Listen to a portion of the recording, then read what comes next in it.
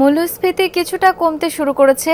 August মাসে দেশের সার্বিক মূল্যস্ফীতি দাঁড়িয়েছে 10.49%, যা জুলাই মাসে ছিল 11.66%। এছাড়া খাদ্যপণ্যের মূল্যস্ফীতি কমে হয়েছে 11.36%, যা তার আগের মাসে ছিল 14.10%। তবে খাদ্য বহির্ভূত পণ্যের মূল্যস্ফীতি বেড়ে হয়েছে 9.74%, যা জুলাইতে ছিল 9.68%। এসব তথ্য প্রকাশ করেছে বাংলাদেশ পরিসংখ্যান ব্যুরো BBS।